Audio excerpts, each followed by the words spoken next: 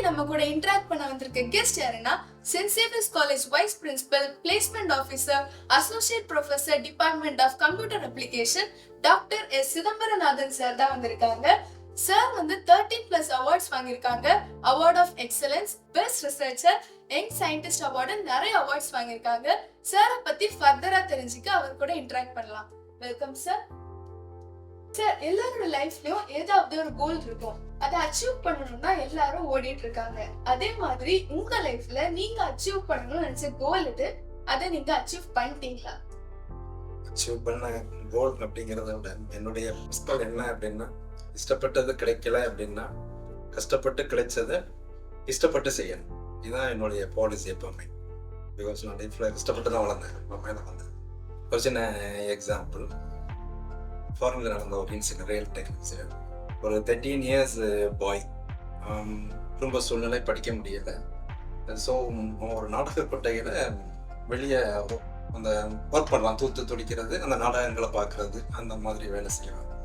அப்போ அந்த நாடக கொட்டைக்கு வந்து நிறைய பணக்காரங்க வருவாங்க. அவங்க அந்த காலத்தில் வந்து குதிரையில தான் வருவாங்க. ஸோ அதில் உள்ள ஒரு பணக்காரர் வந்து என் குதிரையை நீ பார்த்துக்கோ, உனக்கு நான் ஏதாவது காசு தரேன் அப்படின்ட்டு போறாரு. ஒன் டே, அந்த ஃபர்ஸ்ட் டே அந்த குதிரையை வந்து நல்லா கிளீன் பண்ணி நல்லா சுத்தமாக வச்சு அவர் வரும்போது கொடுக்குறான். அவர் காசுக்கு பதிலாக பணம் கொடுக்குறாரு.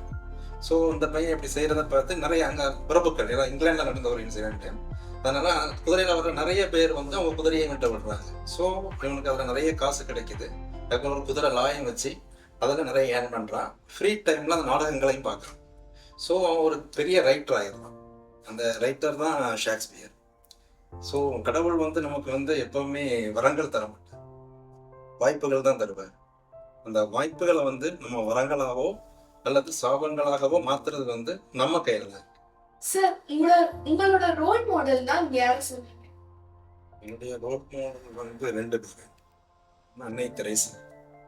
அன்னை தெரேசா என்ன அப்படின்னா, கருவுற்றதால் தாயாகாமல் கருணை உள்ளத்தால் தாயானார். அன்னைன்னு தான் சொல்றோம், பட் அவங்க அன்மேரிடு. அவங்க நிறைய பேருக்கு ஹெல்ப் பண்ணதுனால தான் அவங்களை வந்து நம்ம அன்னை அப்படின்னு சொல்றோம். அதனால எனக்கு அந்த கோட் ரொம்ப பிடிக்கும். செகண்ட் வந்து சுவாமி விவேகானந்தர். பிறர் முதுகுக்கு பின்னால் செய்ய வேண்டிய ஒரே காரியம் தட்டி கொடுப்பது மட்டுமே அப்படின்னு சொல்லியிருக்கேன். நான் அதை கூட என்னுடைய டேபிள்ல வச்சிருக்கேன். இந்த 2யுமே நான் ஃபாலோ பண்றேன். ஸோ என்னுடைய ரோல் மாடல்ஸ் இன்னும் இருக்கிறாங்க, பட் இவங்க 2 பேரும் ரொம்ப important. Sir, I am very happy to ask this question for you. எங்களோட வைஸ் பிரின்சிபல் ஒரு சயின்டிஸ்ட்னு சொல்லும்போது எங்களுக்கு ஒரு ரொம்ப ஹாப்பியாகவும் ரொம்ப ப்ரௌடான மூமெண்ட்டாகவும் இருக்கு. அந்த மூமெண்ட் உங்களுக்கு எப்படி இருந்துச்சு? It's the happiest moment in my life. But என்னுடைய லைஃப்ல நிறைய இழந்திருக்கிறேன். ஸோ எதையுமே நான் பெரிய அச்சீவ்மெண்ட்டாகவும் நினைக்கிறது இல்லை. எதுவும் கிடைக்கலன்னா வருத்தப்படுறேன். சார், நம்ம காலேஜ்ல சிதம்பரநாதன் சார் அப்படின்னா எல்லாருக்குமே ஒரு ரெஸ்பெக்ட் அண்ட் அட்மிரேஷன் இருக்கும். அந்த மாதிரி உங்க காலேஜ் லைஃப்ல நீங்க ரொம்ப எக்ஸ்பெக்ட் அண்ட் அட்மையர் பண்ண ஒரு ப்ரொஃபசர் பத்தி சொல்லுங்க sir. Thank you for the complement.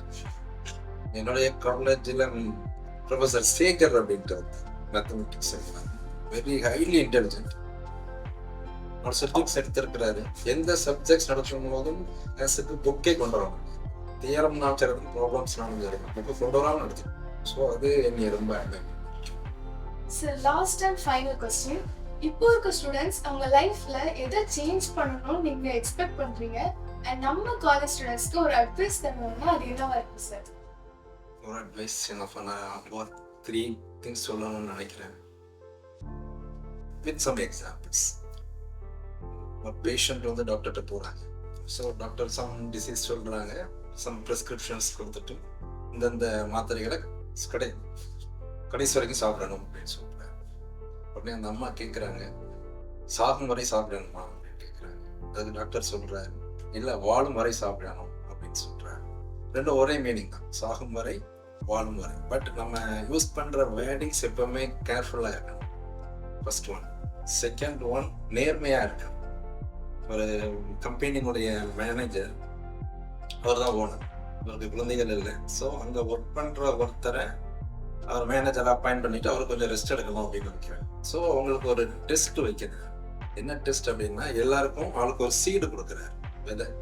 விதை கொடுத்துட்டு அதை வந்து வீட்டில் வளர்த்துட்டு அந்த செடி எவ்வளவு வருதோ அசெட்ஸ் அதை என்கிட்ட கொண்டு வந்து காமிங்க. அதில் எந்த செடி நல்லா இருக்குதோ அவங்கள நான் வந்து மேனேஜராக அப்பாயின்மெண்ட் பண்ணுவேன். ஸோ எல்லா எம்ப்ளாயீஸும் அந்த சீட்ஸை கொண்டு போய் வீட்டில் தொட்டியில் வச்சு வளர்க்குறாங்க. ஒரு எம்ப்ளாயினுடைய செடி வந்து வளரவே மாட்டேன். அவங்க வீட்டில் அவங்க மிஸ்ஸஸ் தோட்டக்காரங்க எல்லாரும் எதனாலும் பண்ணி பார்க்குறாங்க, பட் செடி வளர மாட்டேன்.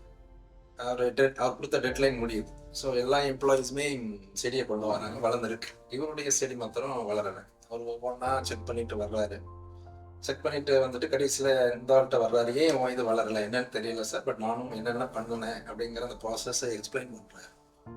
பட்டு செடி வளரலை என்னன்னு தெரியல.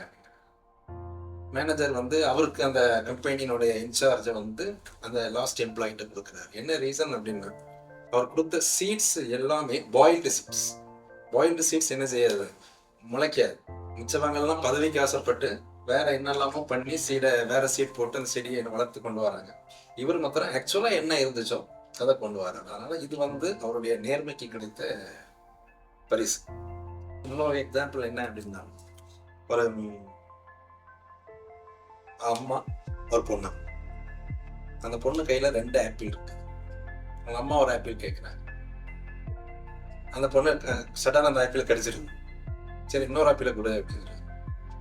அந்த மறுபடியும் அந்த ஆப்பிளையும் அந்த பொண்ணு கடிச்சிருக்கு. அவங்க அம்மாவுக்கு வந்து பெரிய ஏமாற்றம் ஆயிடும். நம்ம கேட்டோம் நமக்கு தராம நான் அவளே சாப்பிட்றாளே, ஷேரிங் அந்த இது இல்லையே அந்த தோட்டோடுக்கு அப்படின்னு நினைக்கிறாங்க. அதுக்கப்புறம் அந்த பொண்ணு வந்து கொடுக்குது, இந்த ஆப்பிள் தான் ஸ்வீட்டாக இருக்குது, அதனால் நீங்கள் எதை சாப்பிடுங்க. அதனால் யாரை பற்றியுமே ஒரு இமீடியட் டிசிஷன் என்ன செய்யக்கூடாது, எடுக்கக்கூடாது. அனலைஸ் பண்ணணும். ஸ்டூடெண்ட்ஸாக்கு நான் கொடுக்குற அட்வைஸ் அதான். இமீடியட்டாக இப்போ உள்ள ஸ்டூடெண்ட்ஸ் வந்து ரியாக்ட் பண்ணுறாங்க.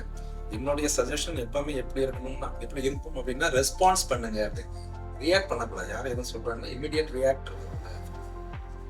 லாஸ்ட் கோட் என்ன அப்படின்னா, உங்களை நிராகரித்தவர்களை பேச காத்திருக்கும்படி நாம் செய்யணும். அவங்க யாராவது நெக்லெக்ட் பண்றாங்க, அவாய்ட் பண்றாங்கன்னா அவங்க நமக்காக என்ன செய்யணும், வெயிட் பண்ற அளவுக்கு நம்ம லைஃப்பை நம்ம டெவலப் பண்ணி மேலே போகணும். Thank you. Sir, I am very happy to interact with you. இவ்வளோ நேரம் உங்களோட வேல்யூபிள் டைம் எங்க கூட ஸ்பெண்ட் பண்ணதுக்கு தேங்க்யூ சார். ஸோ நம்ம இப்போ எண்ட் ஆஃப் த ஷோக்கு வந்துட்டோம். இவ்வளோ நேரம் நம்ம கேட்ட கேள்விக்கு ரொம்ப ஹம்பிளாகவும் பொலைட்டாகவும் ஆன்சர் பண்ணாங்க. இந்த ஷோ ஸ்டூடெண்ட்ஸ்க்கு ஒரு மோட்டிவேஷனல் ஷோவாக இருக்கும் நாங்கள் நம்புகிறோம். அண்ட் ஃபைனலி எங்க மைண்ட்ஸ்ட்ராங் ப்ரொடக்ஷன் டீம் சார்பாக ஒரு சின்ன முன்னோட்டம்.